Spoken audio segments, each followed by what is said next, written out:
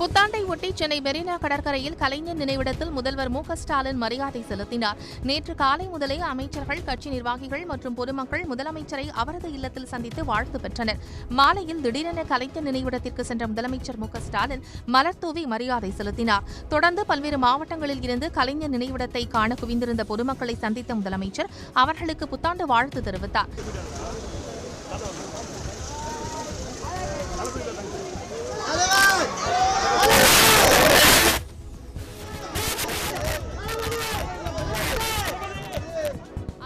ஏராளமான இளைஞர்களும் பெண்களும் முதலமைச்சர் மு.க.ஸ்டாலினுடன் செல்ஃபி எடுத்து மகிழ்ந்தனர். 10 அம்ச கோரிக்கைகளை வலியுறுத்தி வேலைநிறுத்த போராட்டம் அறிவித்துள்ள ஜாக்டோ ஜியோ கூட்டமைப்பினருடன் தமிழ்நாடு அரசு சார்பில் இன்று பேச்சுவார்த்தை நடைபெறவுள்ளது. பழைய ஓய்வூதிய திட்டத்தை மீண்டும் அமல்படுத்த வேண்டும், அரசு துறைகளில் காலியாக உள்ள லட்சக்கணக்கான பணியிடங்களை நிரப்ப வேண்டும் உள்ளிட்ட 10 அம்ச கோரிக்கைகளை ஜாக்டோ ஜியோ அமைப்பினர் தொடர்ந்து வலியுறுத்தி வருகின்றனர். இந்த கோரிக்கைகள் தொடர்பாக கடந்த 22ஆம் தேதி அமைச்சர்கள் ஏவாவேலு, தங்கம் தென்னரசு, அன்பில் மகேஷ் ஆகியோர் பேச்சுவார்த்தை நடத்தினர். ஆனால் இதில் எந்த சுமூக முடிவும் எட்டப்படாததால் வரும் 6ஆம் தேதி முதல் வேலைநிறுத்த போராட்டத்தில் ஈடுபடவுள்ளதாக ஜாக்டோ ஜியோ கூட்டமைப்பு அறிவித்தது. இந்நிலையில் 2ஆம் கட்டமாக தலைமை செயலகத்தில் ஜாக்டோ ஜியோ கூட்டமைப்புடன் பொதுப்பணித்துறை அமைச்சர் ஏவாவேலு பேச்சுவார்த்தை நடத்தவுள்ளார். அரசு ஊழியர்களின் ஓய்வூதியம் தொடர்பாக அமைக்கப்பட்ட குழு தனது அறிக்கையை சமர்ப்பித்துள்ள நிலையில் 2வது கட்ட பேச்சுவார்த்தை நடைபெறவுள்ளது முக்கியத்துவம் வாய்ந்ததாக பார்க்கப்படுகிறது. திருத்தணியில் வடமாநில இளைஞர் தாக்கப்பட்ட வீடியோவை பதிவிட்ட 22 எக்ஸ் தள பக்கங்களை முடக்க தமிழக சைபர் கிரைம் போலீசார் பரிந்துரை செய்துள்ளனர். வடமாநில இளைஞர் தாக்கப்பட்ட வீடியோ சமூக வலைதளங்களில் பரவியதுடன் பல்வேறு தவறான தகவல்களும் பரவின. இதனால் இந்த விவகாரம் தொடர்பான வீடியோக்களை வெளியிட வேண்டாம் என அரசு சார்பில் அறிவுறுத்தப்பட்டது. இந்நிலையில் எக்ஸ் நிறுவனத்திற்கு சைபர் கிரைம் போலீசார் அனுப்பியுள்ள கடிதத்தில் சில எக்ஸ் பக்கங்களில் வன்முறையை தூண்டும் விதமாக பதிவுகள் வெளியிடப்பட்டுள்ளதாகவும் அது பொது அமைதிக்கு குந்தகம் விளைவிக்கும் வகையில் அமைந்துள்ளதாகவும் தெரிவிக்கப்பட்டுள்ளது. இதுபோன்ற செயல்களில் ஈடுபட்ட 22 சமூக வலைதள பக்கங்களின் பதிவுகள் முடக்கப்பட வேண்டும் என அந்த கடிதத்தில் பரிந்துரைக்கப்பட்டுள்ளது. 22 பக்கங்களை முடக்க தவறினால் நீதிமன்ற உத்தரவின் அடிப்படையில் எக்ஸ் கார்ப்பரேஷன் நிறுவனத்தின் மீது சட்டப்பூர்வ நடவடிக்கை மேற்கொள்ளப்படும் என்றும் எச்சரிக்கப்பட்டுள்ளது. தமிழ்நாடு அரசு அனுமதி அளித்ததை தொடர்ந்து ஆண்டுதோறும் முதல் ஜல்லிக்கட்டு போட்டி நடைபெறும் புதுக்கோட்டை மாவட்டம் தச்சங்குறிச்சியில் காளைகளுக்கும் ஆடுபிடி வீரர்களுக்கும் டோக்கன் வழங்கும் பணிகள் விறுவிறுப்பாக நடைபெற்றது. தச்சங்குறிச்சி புனித விண்ணேற்பு அன்னை ஆலய புத்தாண்டு மற்றும் அந்தோணியார் பொங்கல் விழாவை முன்னிட்டு ஜனவரி 3ஆம் தேதி ஜல்லிக்கட்டு போட்டி நடத்த தமிழ்நாடு அரசு அரசாணை வெளியிட்டுள்ளது. இதனைத் தொடர்ந்து போட்டியில் பங்கு பெறவுள்ள காளையர்களுக்கும் காளைகளுக்கும் ஜல்லிக்கட்டு விழா குழுவினர் ஆன்லைனில் பதிவு செய்த ஆவணங்களின் அடிப்படையில் டோக்கன்களை விநியோகம் செய்தனர். நான் தஞ்சாவூர் டிஸ்ட்ரிக்ட் பாளையப்பட்டிலேருந்து வரோம். நான் பசங்களாம் இருக்காங்க. அதான் தம்பி இப்போ தான் ஃபஸ்ட் வருஷம் ஏற போகிறார் இவர். அது மாதிரி அடுத்த இந்த தம்பி அந்த மாதிரி தான் எந்த காயமும் இல்லாமல் சிறப்பாக பிடிச்சி மாடு பிடிச்சி சிறப்பாக தச்சங்குச்சிக்கு நல்ல பெருமையாக சேர்க்கணும். நல்லா சப்போர்ட் பண்ணுறாங்க தச்சங்குச்சியில். இந்த போட்டியில் சுமார் 600 காளைகளும் 300 மாடுபிடி வீரர்களும் பங்கேற்கலாம் என எதிர்பார்க்கப்படும் நிலையில் தச்சங்குறிச்சி பகுதி விழாக்கோலம் பூண்டுள்ளது.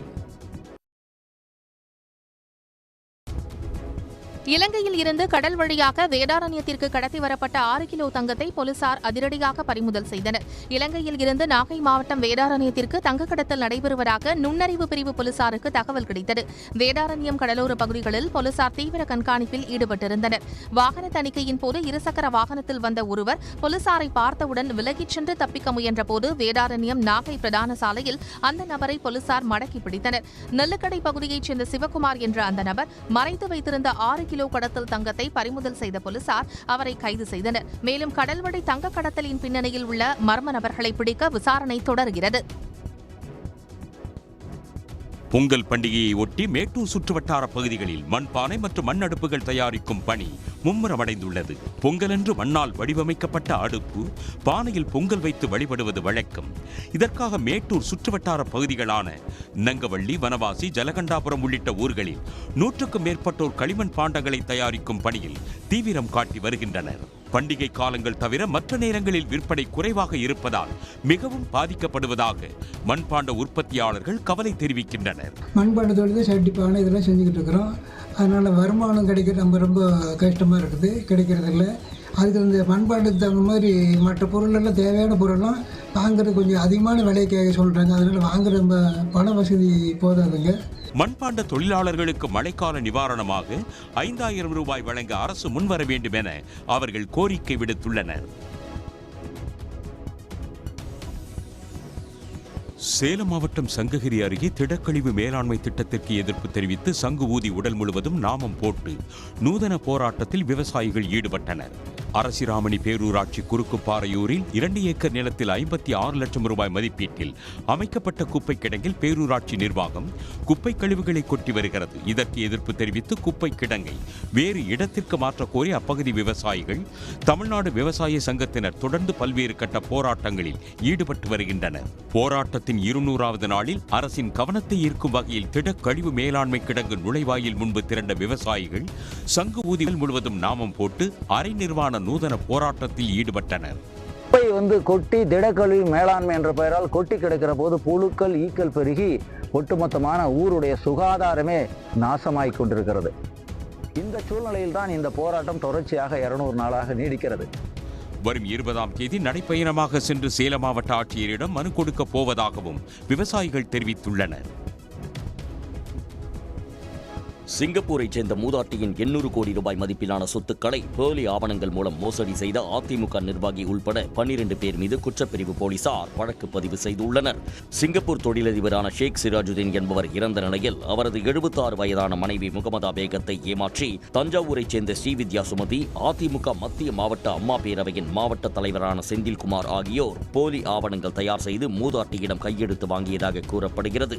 மூதாட்டியின் பெட்ரோல் பங்க் இடத்தை செந்தில்குமார் தனது உறவினர் 5 பேருக்கு விற்பனை செய்துள்ளார். அத்துடன் சென்னை ஆழ்வார்பேட்டை மற்றும் நாஞ்சில்கோட்டை பகுதியில் சிராஜுதீனுக்கு சொந்தமான இடத்தையும் மூதாட்டி அன்பளிப்பாக வழங்கிவிட்டதாக போலியான ஆவணங்களை தயார் செய்து அபகரித்தனர். மேலும் 3 வங்கிகளில் முகமதா பேகம் பெயரில் வங்கி பரிவர்த்தனை செய்ததுடன் அவர்கள் வீட்டில் இருந்த ஆவணங்கள், 4 பைக்குகள், 2 வாகனங்கள், பணம், நகைகளையும் திருடியுள்ளனர். இதுகுறித்து கேட்டதற்கு கொலை மிரட்டல் விடுத்ததாக மூதாட்டி அளித்த புகாரின் பேரில் செந்தில்குமார் உள்பட 12 பேர் மீது வழக்கு பதிவு செய்யப்பட்டுள்ளது. திருப்பதி ஏழுமலையான் கோயிலில் சொர்க்கவாசல் தரிசனத்திற்காக 3 கிலோமீட்டர் தூரத்திற்கு மேலாக பக்தர்கள் காத்திருக்கின்றனர். திருப்பதியில் கடந்த 30ஆம் தேதி வைகுண்ட ஏகாதசி தினத்தன்று சொர்க்கவாசல் திறக்கப்பட்டு முதல் 3 நாட்களுக்கு ஆன்லைனில் குலுக்கல் மூலம் டிக்கெட் வழங்கப்பட்டு பக்தர்கள் அனுமதிக்கப்பட்டனர். இந்நிலையில் இன்று முதல் இலவச தரிசன வரிசையில் பக்தர்கள் அனுமதிக்கப்பட உள்ளனர். இதற்காக நேற்று மாலை முதலே பக்தர்கள் திரள தொடங்கியதால் 3 கிலோமீட்டர் தூரத்திற்கு மேலாக வரிசையில் காத்திருக்கின்றனர். நந்தகம் ஓய்வறை வரை பக்தர்கள் காத்திருப்பதால் தரிசனத்திற்கு 24 மணி நேரம் ஆகும் என தேவஸ்தான அதிகாரிகள் தெரிவித்துள்ளனர். கேரள மாநிலம் கோட்டயத்தில் நடைபெற்ற 47ஆம் ஆண்டு தேசிய சீனியர் எரிபந்தாட்ட போட்டியில் பங்கேற்ற தமிழ்நாடு மகளிர் அணி வெண்கலப் பதக்கம் வென்று பெருமை பெற்றுள்ளது. 24 மாநிலங்களைச் சேர்ந்த அணிகள் லீக் மற்றும் நாக் அவுட் அடிப்படையில் பங்கேற்ற இத்தொடரில் தமிழ்நாடு மகளிர் அணி 3ஆம் இடத்துக்காக மத்திய பிரதேசத்தை எதிர்கொண்டது. இதில் சிறப்பாக ஆடிய தமிழக வீராங்கனைகள் நேர் செட்களில் வென்றனர்.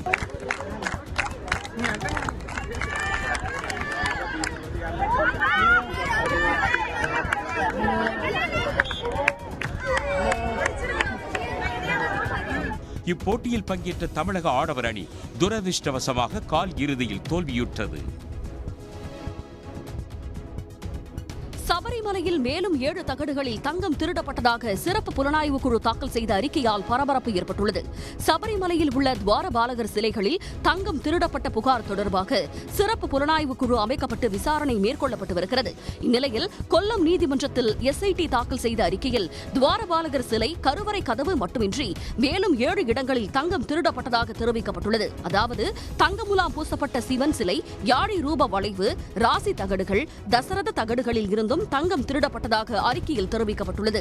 சென்னை கொண்டு வரப்பட்ட துவாரபாலகர் சிலை மற்றும் அதன் பீடத்தில் ரசாயன கலவையை பயன்படுத்தி தங்கம் திருடப்பட்டதும் இந்த தங்கத்தை மறைப்பதற்காக அது தொடர்பான ஆவணங்களில் திருத்தம் செய்யப்பட்டதாகவும் SIT தெரிவித்துள்ளது. சிலையில் இருந்து திருடப்பட்ட 109 கிராம் தங்கம் சென்னை தனியார் நிறுவன உரிமையாளர் பண்டாரியிடமிருந்து பறிமுதல் செய்யப்பட்டது குறிப்பிடத்தக்கது.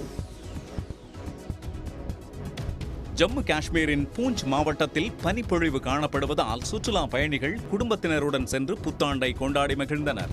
பிர் பஞ்சால் மலைத்தொடரை சுற்றி அதீத பனிப்பொழிவு இருப்பதால் திரும்பும் திசை, பார்க்கும் இடமெல்லாம் பனி படர்ந்து காணப்படுகிறது.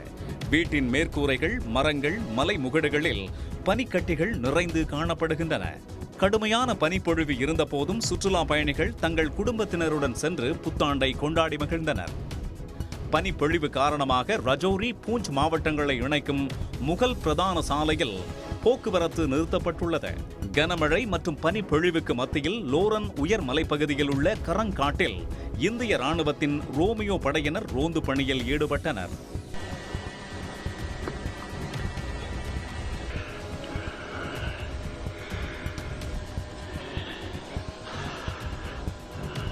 இதற்கிடையே இமாச்சல பிரதேச மாநிலம் சம்பாவில் திரண்ட ஏராளமான சுற்றுலா பயணிகள் பனிப்பொழிவை ரசித்தவாறும் பனிமூடிய மலைகளின் அழகை கண்டும் மகிழ்ந்தனர்.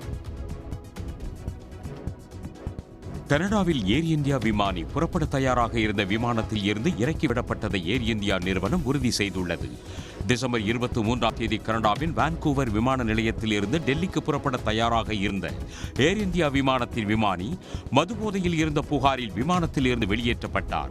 சம்பந்தப்பட்ட விமானி மது வாங்கியதை விமான நிலைய அதிகாரி பார்த்து இது தொடர்பாக மேல் அதிகாரிகளுக்கு தகவல் தெரிவித்ததாக கூறப்படுகிறது. இந்நிலையில் கனடா அதிகாரிகள் விமானியிடம் விசாரணை மேற்கொண்டதை அடுத்து புறப்பட தயாராக இருந்த விமானத்தில் இருந்து விமானி இறக்கிவிடப்பட்டுள்ளார்.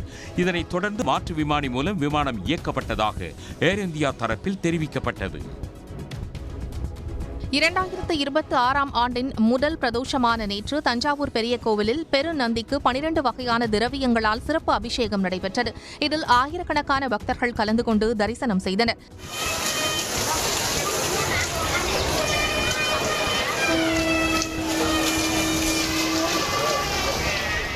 திருவண்ணாமலை அண்ணாமலையார் கோவிலில் 1000 லிட்டர் பால், 500 லிட்டர் தயிர், 108 கிலோ விபூதி கொண்டு பெரிய நந்தியம்பெருமானுக்கு சிறப்பு அபிஷேகம் நடைபெற்றது. பல்லாயிரக்கணக்கான பக்தர்கள் அரோகரா முழக்கமிட்டு சங்குலி விண்ணதிர சாமி தரிசனம் செய்தனர்.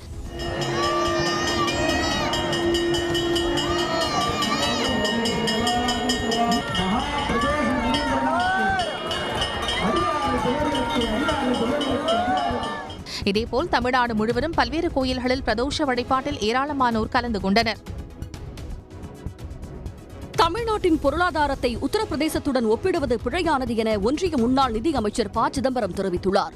இது தொடர்பாக எக்ஸ் தளத்தில் பதிவிட்டிருக்கும் அவர், ஒரு மாநிலத்தின் மொத்த கடனை வைத்து அந்த மாநிலத்தின் பொருளாதார நிலையை மதிப்பிடுவது பிழையானது என்றும், America, England, Japan, France, Canada என வளர்ந்த நாடுகளின் மொத்த கடன் ஆண்டுதோறும் அதிகரிப்பதாகவும் குறிப்பிட்டுள்ளார்.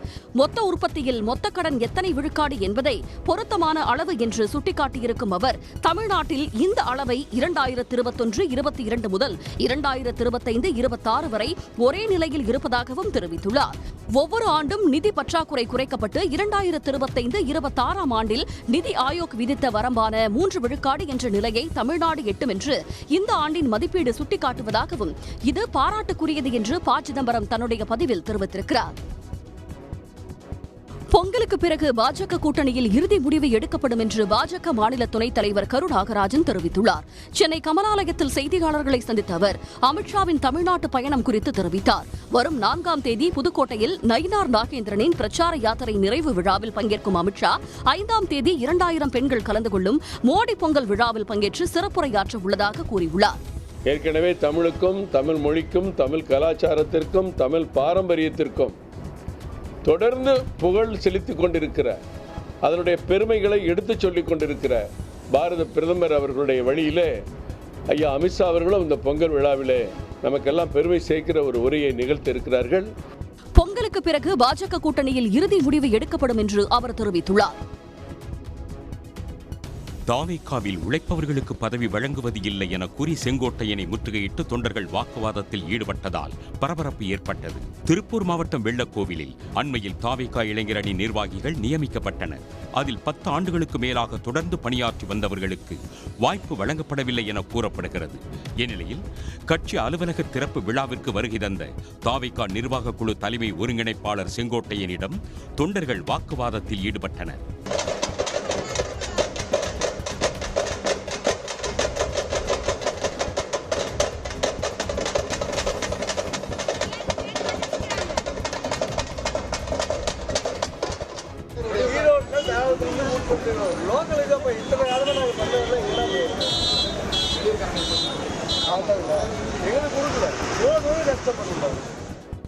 ரசிகர் மன்றத்தில் இருந்து பல்வேறு பணிகளை செய்து வந்ததாகவும் தற்போதும் தாவேகாவில் பணிகளை திறம்பட செய்து வந்த போதிலும் புறக்கணிக்கப்பட்டதாக குற்றம் சாட்டியுள்ளனர். புதுச்சேரியில் தயாரான போலி மருந்துகள் இலங்கைக்கு கடத்தப்பட்டுள்ளதாகவும் இதில் ஆளும் அரசுக்கு தொடர்புள்ளதாகவும் புதுவை முன்னாள் முதலமைச்சர் நாராயணசாமி தெரிவித்துள்ளார். புதுச்சேரியில் செய்தியாளர்களை சந்தித்த அவர், பாரதி மீது மதிப்பு இருப்பது போல் அவரது பாடலை மோடி பாடுவார் என்றும், ஆனால் அமைச்சர் நிர்மலா சீதாராமன் பாரதியார் கிராம வங்கியின் பெயரிலிருந்து பாரதியார் பெயரை நீக்கிவிட்டதாகவும் குற்றம் சாட்டினார். போலி மருந்து தொழிற்சாலை விவகாரத்தில் பலர் கைது செய்யப்பட்டுள்ளதாக தெரிவித்த அவர், இந்த ஆட்சி இருக்கும் வரை சிபிஐ விசாரணை சுதந்திரமாக நடைபெறாது என்று கூறினார்.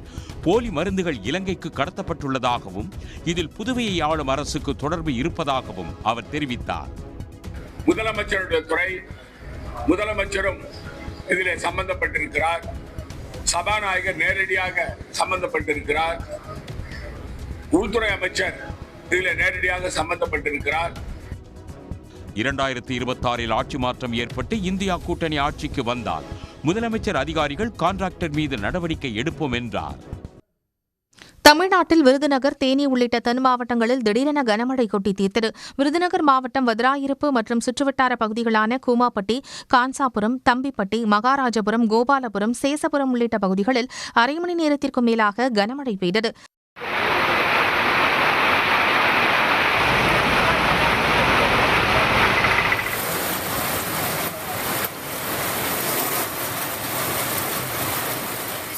தேனி மற்றும் சுற்றுவட்டார பகுதிகளில் 1 மணி நேரத்திற்கும் மேலாக மிதமான மழை பெய்தது. போடி சுற்றுவட்டாரத்தில் சாரல் மழை பலத்த மழையாக மாறியதில் சாலைகளில் தண்ணீர் தேங்கியது. தென்காசி வட்டாரத்தில் பெய்த திடீர் மழையால் குற்றால அருவிகளில் இரவு கடும் வெள்ளப்பெருக்கு ஏற்பட்டது.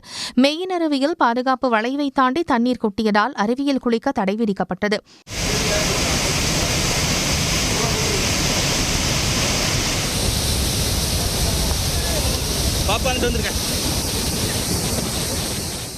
இதனிடையே லட்சத்தீவு மற்றும் குமரிக்கடல் பகுதிகளில் நிலவும் வளிமண்டல கீழடுக்கு சுழற்சி காரணமாக தமிழ்நாடு, புதுச்சேரி, காரைக்காலில் ஒரு சில இடங்களில் லேசான மழை பெய்யக்கூடும் என்று சென்னை வானிலை ஆய்வு மையம் தெரிவித்துள்ளது.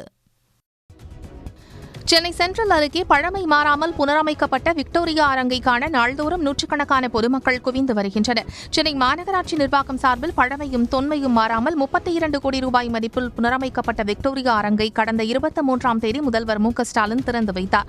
தமிழ்நாடு மற்றும் சென்னையின் சமூக பண்பாட்டு வரலாற்றை கண்முன் காட்சிப்படுத்தும் வகையில் பல்வேறு அம்சங்கள் விக்டோரியா அரங்கில் காட்சிப்படுத்தப்பட்டுள்ளன. ரினோவேட் பண்ணதுலேருந்து பார்க்குறப்போ இது ரொம்பவே நல்லா இருக்குது. இந்த பிக்சர்ஸ் எல்லாம் பார்த்து தெரிஞ்சுக்கிறோம். எவ்வளோ பழைய இருந்த பில்டிங் வந்து இப்போ புதுசாக ரினோவேட் பண்ணது ரொம்பவே யூஸ்ஃபுல்லாகவே தெரியுது எல்லா ஸ்டூடெண்ட்ஸ்க்கும். கண்டிப்பாக ஸ்கூல் ஸ்டூடெண்ட்ஸ்க்கும் இந்த ட்ரிப் பிளான் பண்ணுறப்போ, ஐவி பிளான் பண்ணுறப்போலாம் இது கண்டிப்பாக ரொம்ப யூஸ்ஃபுல்லாக இருக்கும்.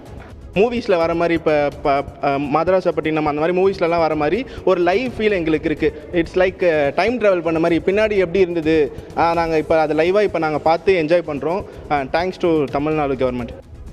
தொடர் விடுமுறை என்பதால் பள்ளி மற்றும் கல்லூரி மாணவர்களும் இளைஞர்களும் ஆர்வத்துடன் விக்டோரியா அரங்கை பார்த்து ரசித்துச் செல்கின்றனர். தமிழ்நாட்டில் 2024ஆம் ஆண்டை விட 2025ஆம் ஆண்டில் வாகன பதிவு 8.4% அதிகரித்துள்ளது. சாலை போக்குவரத்து அமைச்சக தரவுகளின்படி தமிழ்நாடு முழுவதும் 2025ஆம் ஆண்டில் பதிவு செய்யப்பட்டுள்ள 21,18,000 வாகனங்களில் சுமார் 16,40,000 இருசக்கர வாகனங்களாகும். அதிக அளவிலான வாகனங்கள் நகர்ப்புறங்களில் பதிவு செய்யப்பட்டுள்ள நிலையில் தாம்பரம் மற்றும் பூவிருந்தவல்லி பகுதிகளில் மட்டும் 50,000க்கும் மேற்பட்ட வாகனங்கள் பதிவு செய்யப்பட்டுள்ளன. சென்னை, செங்கல்பட்டு, திருவள்ளூர், கோவை, மதுரை மற்றும் சேலம் மாவட்டங்களில் மட்டுமே 40%த்திற்கும் அதிகமான வாகனங்கள் பதிவு செய்யப்பட்டுள்ளன. மோட்டார் வாகன பதிவு மட்டுமன்றி எலக்ட்ரிக் வாகன பதிவும் 1,35,000 1,74,000 அதிகரித்துள்ளது. எலக்ட்ரிக் வாகனங்களுக்கு சாலை வரியில் இருந்து தமிழ்நாடு அரசு 100% விலக்கு அளித்துள்ள நிலையில் வரும் நாட்களில் எலக்ட்ரிக் வாகன பதிவு மேலும் அதிகரிக்கும் என எதிர்பார்க்கப்படுகிறது. வத்தலக்குண்டு அருகே இளைஞர்களுக்கு இடையே ஏற்பட்ட தகராறில் முன்னாள் ராணுவ வீரரை அரிவாளால் வெட்டியவர்களை கைது செய்யக்கோரி உறவினர்கள் சாலை மறியலில் ஈடுபட்டனர். வத்தலக்குண்டு அருகே முத்துலாபுரத்தில் புத்தாண்டு கொண்டாட்டத்தில் ஈடுபட்டுக் கொண்டிருந்த இளைஞர்களுக்கிடையே தகராறு ஏற்பட்டது. இது இருதரப்பு மோதலாக மாறியதால் பால்பாண்டியன் என்பவர் முன்னாள் ராணுவ வீரர் மகாபிரபுவை அரிவாளால் சரமாரியாக வெட்டியுள்ளார். இதில் படுகாயமடைந்த மகாபிரபு அரசு மருத்துவமனையில் தீவிர சிகிச்சை பெற்று வருகிறார். இந்த நிலையில் குற்றவாளிகளை கைது செய்யக்கோரி மகாபிரபுவின் உறவினர்கள் திண்டுக்கல் வத்தலக்குண்டு தேசிய நெடுஞ்சாலையில் மறியலில் ஈடுபட்டனர். இதனால் திண்டுக்கல் சாலையில் கடும் போக்குவரத்து நெரிசல் ஏற்பட்டு வாகனங்கள் அணிவகுத்து நின்றன.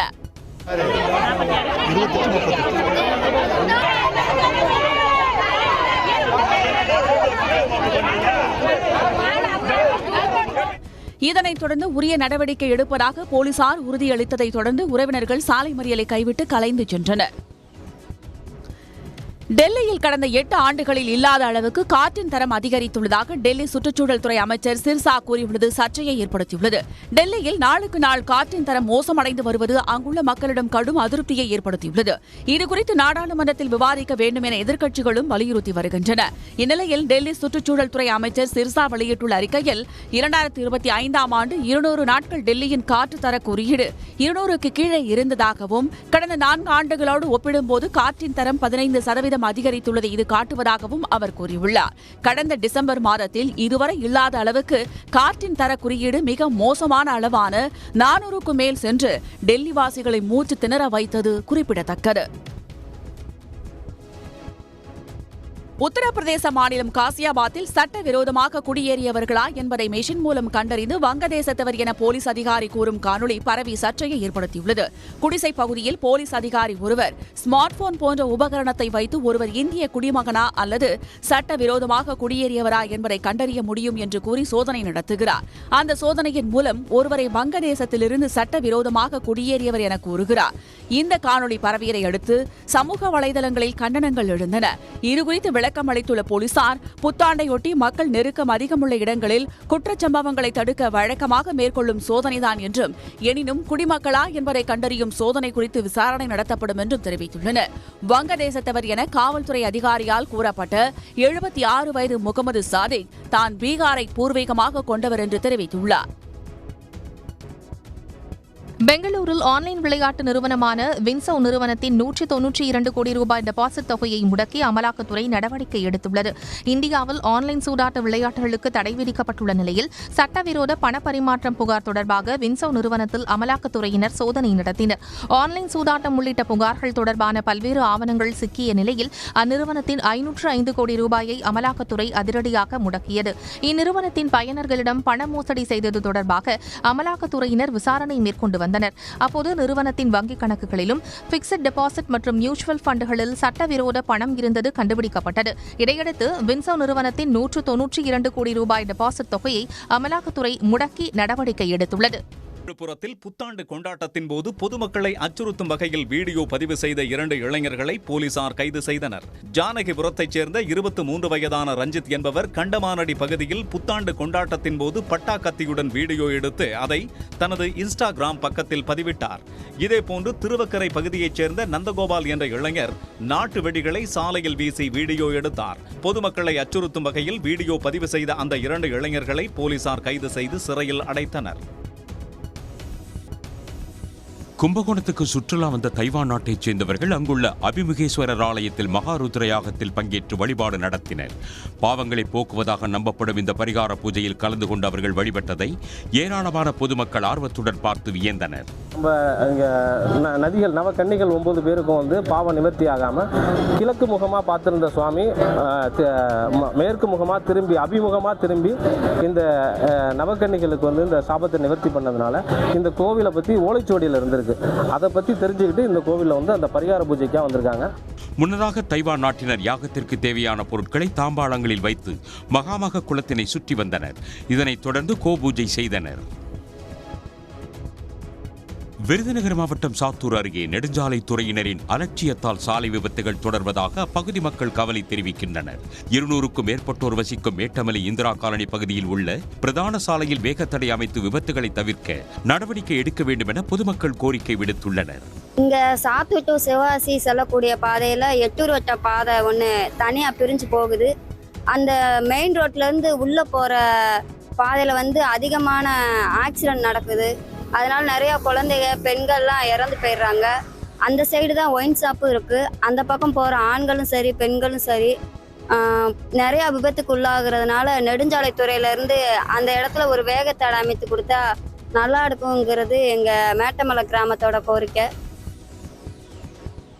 புதுச்சேரி உப்பளம் பகுதியில் காரில் சென்ற இளைஞர்கள் திடீரென சாலையோரம் இருந்த மீன் கடை மீது மோதியதால் பரபரப்பு ஏற்பட்டது. இதையடுத்து அங்கிருந்தவர்கள் காரின் கண்ணாடிகளை அடித்து நொறுக்கியதுடன் அதில் இருந்த இளைஞர்களுக்கு தர்மடி கொடுத்து போலீசில் ஒப்படைத்தனர். காரில் இருந்தவர்கள் மதுபோதையில் விபத்தை ஏற்படுத்தியதாக கூறப்படுகிறது. ஆங்கில புத்தாண்டை ஒட்டி முருகனின் முதல் படை வீடான திருப்பரங்குன்றத்தில் இளம் பாடகி தியா தரிசனம் செய்தார். இதனால் மிகவும் மகிழ்ச்சி அடைந்ததாக அவர் தெரிவித்துள்ளார். முருகப்பெருமான் வெள்ளி கவசம் அதெல்லாம் போட்டு ரொம்ப அழகா இருந்தாரு. எப்பயும் போல அதோட ரொம்ப அழகா இன்னைக்கு தெய்வானையோட ரொம்ப அழகா காட்சி அளித்தார். அது இன்னைக்கு ஆங்கில புத்தாண்டு அன்னைக்கு நான் இன்னைக்கு வந்து திருப்பரங்குன்றம் சுப்பிரமணிய சுவாமியை வந்து தரிசிக்கிறது எனக்கு மிக்க மகிழ்ச்சி. சென்னையில் ஆபரண தங்கம் விலை கடந்த திங்கட்கிழமை முதல் சரிந்து வந்த நிலையில் இன்று மீண்டும் உயர்ந்துள்ளது. 22 கேரட் ஆபரண தங்கம் நேற்று சவரனுக்கு 320 ரூபாய் குறைந்து 99,520 ரூபாய்க்கும் 1 கிராம் 12,440 ரூபாய்க்கும் விற்பனையானது. இன்று சவரனுக்கு 1,120 ரூபாய் உயர்ந்து 1,640 ரூபாய்க்கு விற்பனையாகிறது. 1 கிராம் ஆபரண தங்கத்தின் இன்றைய விலை 12,580 ரூபாய். வெள்ளி விலை கிராமுக்கு 4 ரூபாய் உயர்ந்து சந்தையில் 1 கிராம் 260 ரூபாய்க்கு வர்த்தகமாகிறது. 10 அம்ச கோரிக்கைகளை வலியுறுத்தி வேலைநிறுத்த போராட்டம் அறிவித்துள்ள ஜாக்டோ ஜியோ கூட்டமைப்பினருடன் தமிழ்நாடு அரசு சார்பில் இன்று பேச்சுவார்த்தை நடைபெறவுள்ளது.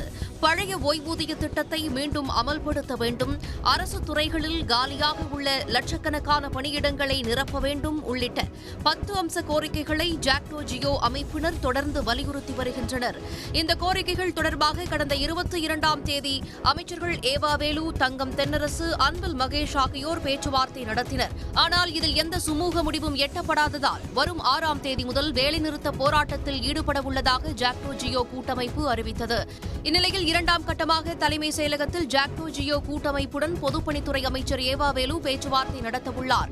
அரசு ஊழியர்களின் ஓய்வூதியம் தொடர்பாக அமைக்கப்பட்ட குழு தனது அறிக்கையை சமர்ப்பித்துள்ள நிலையில் 2வது கட்ட பேச்சுவார்த்தை நடைபெறவுள்ளது முக்கியத்துவம் வாய்ந்ததாக பார்க்கப்படுகிறது. ஆங்கில புத்தாண்டை ஒட்டி நேற்று ஒரே நாளில் திருப்பதி ஏழுமலையான் கோயிலில் 65,225 பேர் சாமி தரிசனம் செய்துள்ளதாக தேவஸ்தானம் தெரிவித்துள்ளது. மேலும் 3,63 லட்சம் ரூபாய் பக்தர்கள் காணிக்கையாக செலுத்தியுள்ளதாக கூறப்பட்டுள்ளது. வைகுண்ட ஏகாதசிக்காக கடந்த 30ஆம் தேதி சொர்க்கவாசல் திறக்கப்பட்டு வரும் 8ஆம் தேதி வரை பக்தர்கள் அனுமதிக்கப்பட உள்ளனர். இந்த நிலையில் இன்று முதல் இலவச தரிசனத்தில் அனுமதிக்கப்படுவதால் நேற்று மாலை முதலே ஏராளமான பக்தர்கள் திரண்டனர். தொடர்ந்து வைகுண்ட கியூ காம்ப்ளெக்ஸில் உள்ள 31 அறைகளும் நிரம்பி சிலாதோரணம் வரை நீண்ட வரிசையில் 3 கிலோமீட்டர் தூரத்திற்கு காத்திருக்கின்றனர்.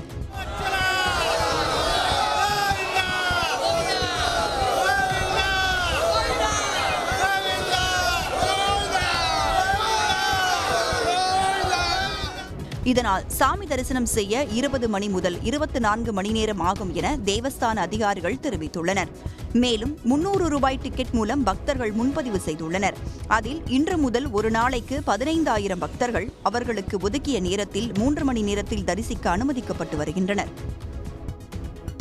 சென்னை சென்ட்ரல் அருகே பழமை மாறாமல் புனரமைக்கப்பட்ட விக்டோரியா அரங்கை காண நாள்தோறும் நூற்றுக்கணக்கான பொதுமக்கள் குவிந்து வருகின்றனர். சென்னை மாநகராட்சி நிர்வாகம் சார்பில் பழமையும் தொன்மையும் மாறாமல் 32 கோடி ரூபாய் மதிப்பில் புனரமைக்கப்பட்ட விக்டோரியா அரங்கை கடந்த 23ஆம் தேதி முதல்வர் மு.க.ஸ்டாலின் திறந்து வைத்தார்.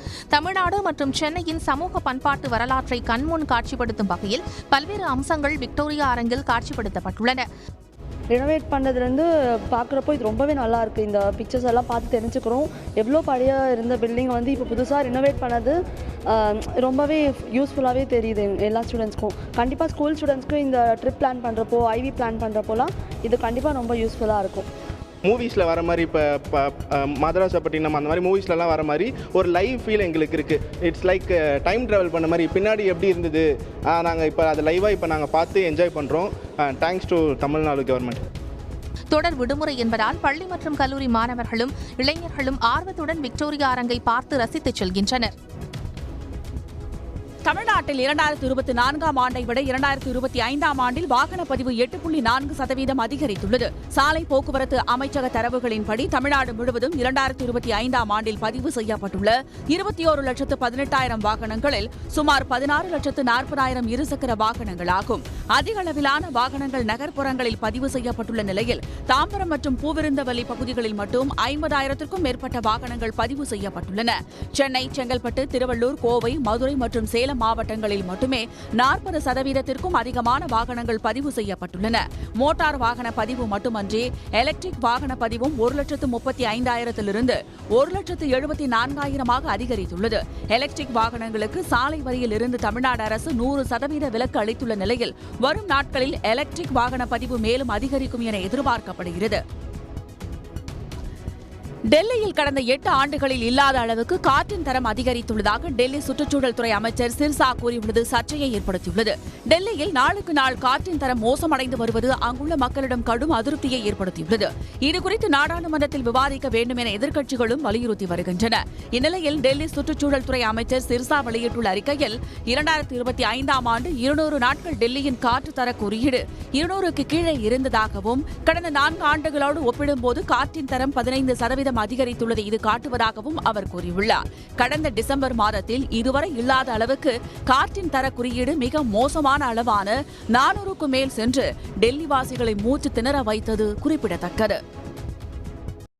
கோவை தனியார் பள்ளி ஆசிரியை வீட்டிலிருந்து 103 சவரன் நகைகள் கொள்ளையடிக்கப்பட்ட விவகாரத்தில் கார் ஓட்டுநர் ஒருவரை காவல்துறையினர் கைது செய்துள்ளனர்.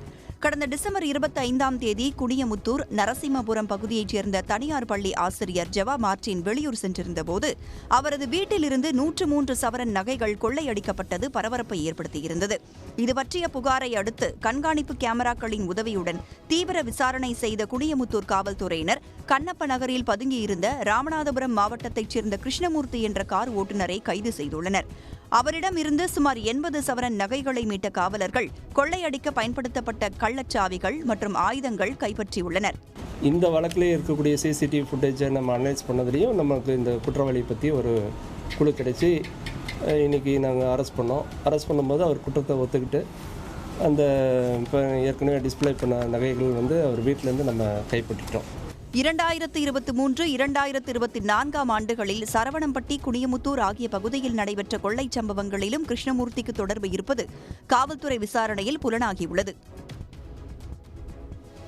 ஈரோடு மாவட்டம் பெருந்துறை அருகே சுற்றுலா வேன் கவிழ்ந்து விபத்துக்குள்ளானதில் 10க்கும் மேற்பட்டோர் பலத்த காயமடைந்தனர்.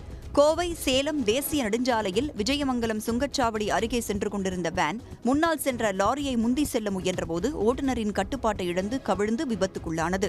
இந்த விபத்தில் வேனில் பயணித்த 10க்கும் மேற்பட்டோர் பலத்த காயமடைந்தனர். அவர்கள் உடனடியாக மீட்கப்பட்டு அருகில் உள்ள பெருந்துறை அரசு மருத்துவமனையில் அனுமதிக்கப்பட்டனர். விசாரணையில் காயமடைந்தவர்கள் பொள்ளாச்சியில் நடைபெறும் வளைகாப்பு நிகழ்ச்சியில் பங்கேற்க சென்றது தெரியவந்திருக்கிறது. விபத்து தொடர்பாக வழக்கு பதிவு செய்துள்ள போலீசார் தப்பி ஓடிய லாரி ஓட்டுநரை தேடி வருகின்றனர். ஆந்திர மாநிலம் நந்தியால் மாவட்டம் ஸ்ரீசைலம் பாதாளகங்கை பகுதியில் ஒரு வீட்டின் வளாகத்தில் சிறுத்தை ஒன்று சுற்றித் திரிந்த காட்சிகள் அங்கிருந்த சிசிடிவி கேமராவில் பதிவாகி உள்ளது. ஸ்ரீசைலத்தில் உள்ள மல்லிகார்ஜுனசாமி பிரம்மராம்பா கோயிலுக்கு அருகில் பாதாளகங்கை செல்லும் படிகளில் நள்ளிரவில் சிறுத்தைகள் சுற்றித் திரிவது வாடிக்கையாக உள்ளது. இந்த நிலையில் அங்கிருந்த ஒரு வீட்டின் வெளிப்பகுதியில் சிறுத்தை சுற்றி வருவது அங்கிருந்த சிசிடிவி கேமராவில் பதிவானது.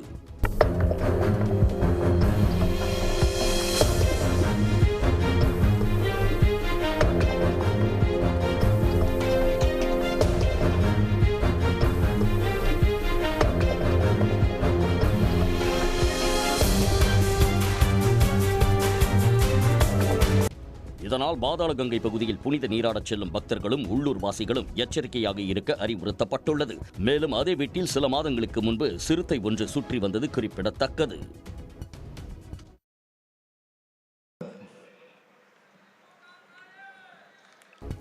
சென்னையில் ஆபரண தங்கம் விலை கடந்த திங்கட்கிழமை முதல் சரிந்து வந்த நிலையில் இன்று மீண்டும் உயர்ந்துள்ளது. 22 கேரட் ஆபரண தங்கம் நேற்று சவரனுக்கு 320 ரூபாய் குறைந்து 99,520 ரூபாய்க்கும் 1 கிராம் 12,440 ரூபாய்க்கும் விற்பனையானது. இன்று சவரனுக்கு 1,120 ரூபாய் உயர்ந்து 1,640 ரூபாய்க்கு விற்பனையாகிறது. 1 கிராம் ஆபரண தங்கத்தின் இன்றைய விலை 12,580 ரூபாய். வெள்ளி விலை கிராமுக்கு 4 ரூபாய் உயர்ந்து சந்தையில் 1 கிராம் 260 ரூபாய்க்கு வர்த்தகமாகிறது. உடனுக்குடன் செய்திகளை தெரிந்து கொள்ள சன் நியூஸ் பெல் ஐகானை கிளிக் பண்ணுங்க.